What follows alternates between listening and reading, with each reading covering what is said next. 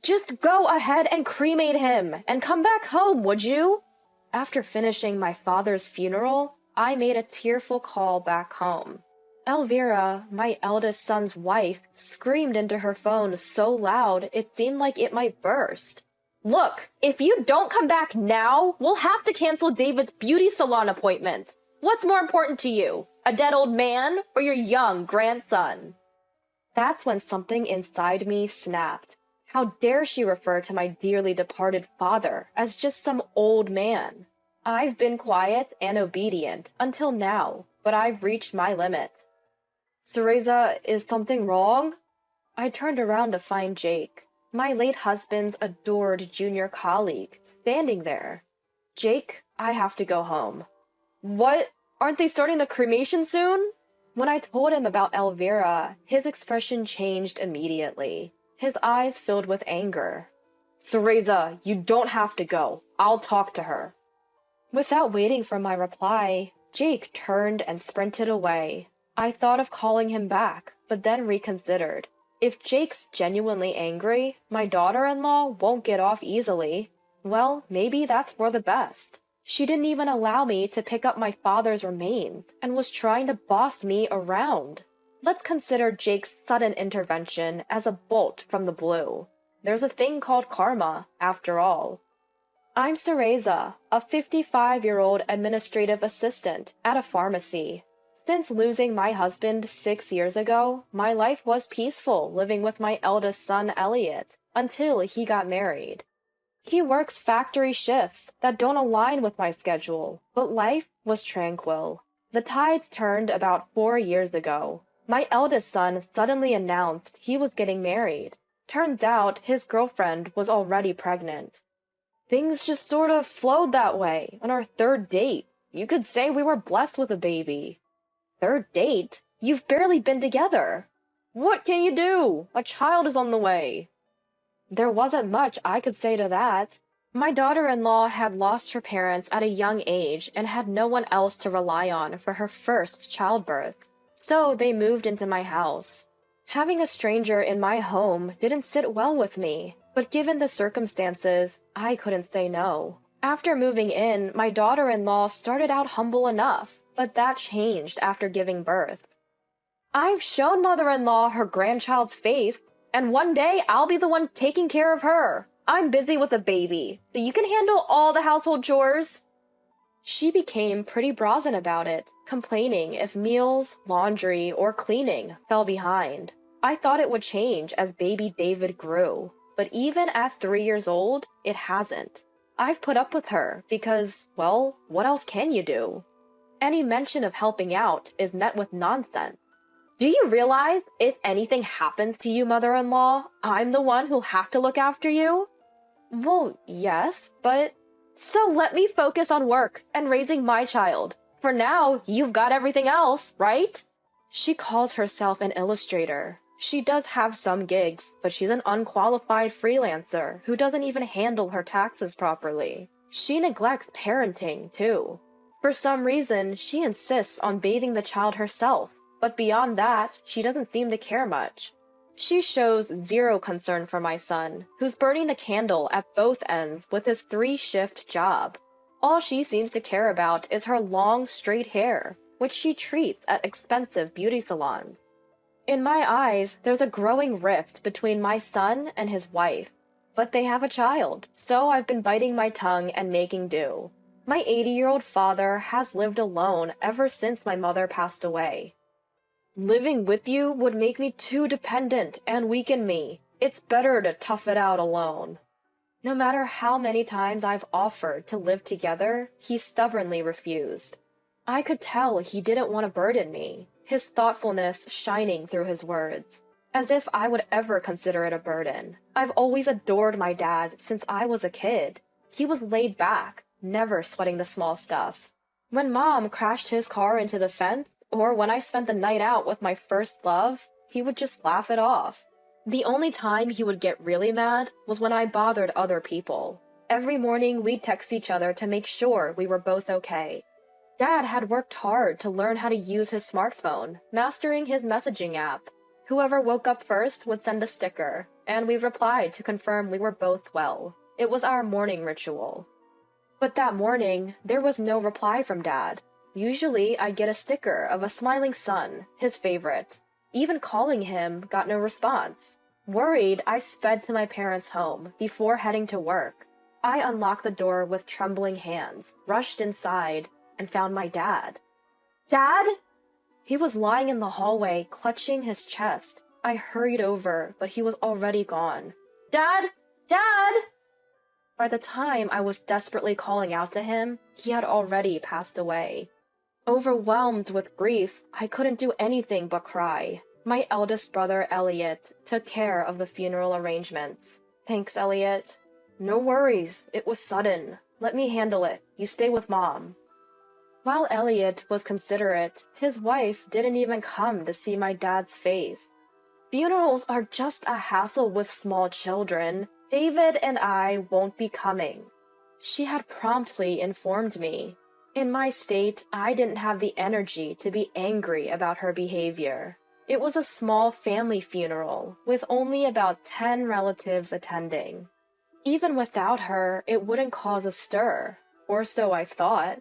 The day of the funeral was cloudless, reflecting my dad's sunny disposition. As the minister spoke, I alternated between looking at my dad's photo and his coffin, tears flowing without end. Amid my grief, I noticed something odd. My brother Elliot's pocket kept vibrating again and again. Before the ceremony, I had given him my phone to hold because my mourning clothes didn't have pockets. Clearly, he was curious, but couldn't check during the funeral. In the end, it had to wait. Mom, it's from Elvira, said Elliot, handing me my phone after the ceremony. It was filled with missed calls from his wife. Elvira only calls me when she needs something. I wonder if something happened to David, Elliot mused, his face serious. Well, I'll give her a call then. I said this and moved to a corner in the hallway to make the call. The phone hardly rang before my eldest son's wife picked up. Do you have any idea how many times I've called you? I'm sorry, I was at a funeral. What's going on? Right after I said that, a piercing voice filled my ears. Today is David's salon appointment! Come home and drive him there now! I didn't immediately understand what she meant. Okay. After reflexively responding, it dawned on me what she was demanding. She wants me to leave my own father's funeral to take my grandson to a beauty salon. But I can't. My father's cremation is about to start. I can't take David today. What? Cremation? Your grandpa isn't coming back, you know. Really? Did you just say that? Elvira, it's inappropriate to call my father's cremation that. Just let them burn him and come back home. Ignoring my objections, my eldest son's wife ranted on. If you don't come, David's appointment will be canceled. Who's more important, a departed elder or a young grandchild? I can't believe you. Just come home, right now! She left it at that and hung up. I was at a loss for what to do next.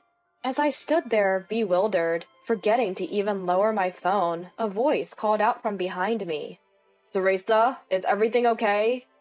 At that moment, it was Jake who spoke to me, my late husband's devoted junior colleague. He still visits my husband's grave every year on the anniversary of his death, a very dutiful young man. He can be quite intimidating when angered, but he's always treated me with the same respect and care as he did my husband.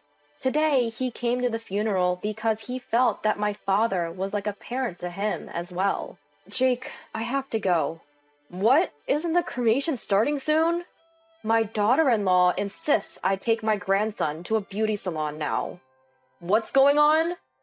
I told the shocked Jake about Elvira's regular attitude and the recent conversation, how she tries to boss me around and treats me with arrogance, and how she had the audacity to call my father a dead old man. Teresa, don't worry about going. I'll talk to my wife. Fuming, Jake immediately turned back and took off running. Knowing Jake, he probably didn't actually go to chat with his wife. Mom, are you okay? My eldest son, who came over as if on cue, gets a quick rundown of what just happened. So Jake stormed off home, right? Yes. If Elvira angered Jake, that could be a problem. Well, if that's the case, it's on Elvira, isn't it? It seems like my eldest son has no intention of stopping Jake either. In the end, I stayed to see through the cremation and the collection of my father's ashes, as planned. I only returned home after placing my father's urn on the family altar. I had planned to stay at my parents' home for a while because it felt lonely to leave my dad's ashes alone, but I had forgotten a few things. Plus, I was concerned about my daughter-in-law. Don't worry too much about Elvira, said my eldest son, gripping the steering wheel with restrained anger. I don't know what she'll say when we get back, but it's absurd to ask me to come home during Grandpa's funeral. It's really gotten to me. About Elvira? Yeah, she dumps all the housework on you, and has even yelled at David enough to make him cry. I'm thinking of considering divorce as an option moving forward. I'm not a fan of my daughter-in-law either, but hearing the word divorce from my son leaves me conflicted. Our grandchild is still young. Can they really separate just like that? But I too am fed up with living with my daughter-in-law. I have my concerns, but I won't oppose a divorce. In the end, I only told that much to my eldest son, Elliot. They're a married couple. They should do what makes both of them happy. But how did it come to this? I lost my husband, and my son's marriage isn't going well. My father, who was always there for me, has been reduced to a small pile of ashes. Thinking about it all, I couldn't stop my tears. I'm sorry, Elliot. Can I just cry for a bit? With that said, I cried loudly until we reached home. When we got home, the entrance was a mess. The potted plant that had been on the shoe rack had fallen over, and sandals and shoes were scattered everywhere. Even the welcome mat had been flung to the middle of the hallway. Jake really did lose his temper. My eldest son remarked with disbelief as he took off his shoes. If you get Jake seriously angry, it's a big deal. But Elvira's the one at fault, so it can't be helped. With that, we walked into the living room to find my daughter-in-law sitting on the sofa, visibly stunned. As we entered, she slowly turned her face toward us. Her expression was just as I had expected. There was no doubt she had been hit by an infuriated Jake. You guys... She slowly stood up as she looked at us. Judging by her steady stance, it seemed she had only been hit in the face. You think it's okay to send a guy like that after me? Isn't that criminal? I didn't send him. I just told him what you've been doing to me, Elvira, and, well, he got angry. Who wouldn't? Excuse me? You think I deserve to get punched? What is he, a gangster? He is, a real one. At my reply, my daughter-in-law shuts her mouth. My late husband was a gangster's son. The man who came earlier was one of his juniors. He respects me. What did you just say? I told him how you've been treating me, Elvira, and how you told me to skip my father's cremation. That's why he got so mad. As I finished speaking, a loud cry rang out. I turned to find my little grandson, who had seemingly appeared out of nowhere, crying by the door. Rushing over, I scoop him into my arms. Granny, I'm scared. I'm so sorry, little Sue. I take my grandson to my room to calm him down. Though his tears stop, he clings to me. That's when I notice a small bruise on the back of his neck. What could have caused this? As I ponder, my son, wearing a serious expression, enters the room. I'm going to stay at my parents' house for a while, I blurt out as I pass him our child. I want to distance myself from my daughter-in-law as soon as possible. I get it. I don't want to be around Elvira either. Okay, I'll handle Elvira. Don't worry. Thank you. Please do. Quickly, I pack a suitcase with the essentials. All the while, my thoughts are racing. The ongoing arrogance from my daughter-in-law since she moved in, her cold indifference to my hard-working son's health, her audacity to demand that I pick up my grandson during my father's funeral. and her harsh words to my father. What Jake did might be socially frowned upon, but it was a relief for me. Today is the day for my son to go to his beauty salon. Get home right now and drive him there. I suddenly remembered the piercing voice of my eldest son's wife over the phone. A voice cold as steel, void of any warmth. Honestly, I didn't care what she or anyone else had to say. In fact, I was even grateful to Jake for his actions. The next day, my eldest son called me while I was staying at my parents' home. Mom, can you come home now? Right now? As soon as you can. There's something important we need to discuss while David is at daycare. His voice carried an ominous tone. Feeling that this was no small matter, I sped home. As I burst into the living room, I found my son looking more serious than I'd ever seen, sitting next to his wife on the sofa. Mom, sorry for calling you like this.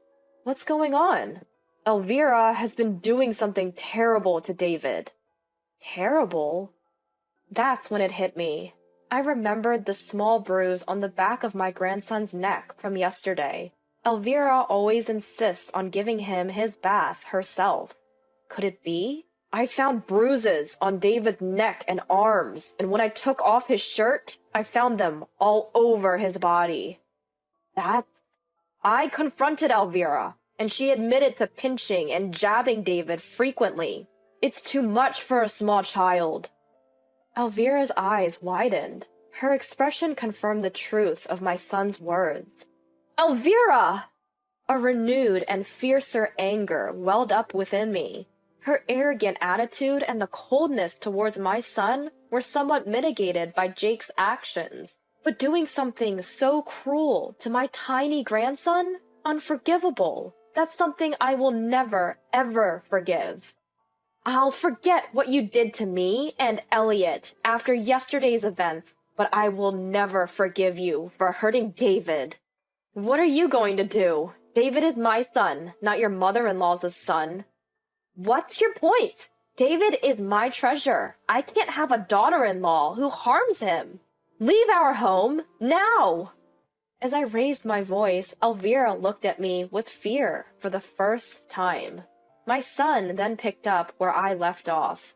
We're getting a divorce, Elvira. Your arrogant behavior towards Mom and the disrespectful attitude towards Grandpa were terrible enough, but I won't ever forgive what you did to David. We're divorcing right now. Understand?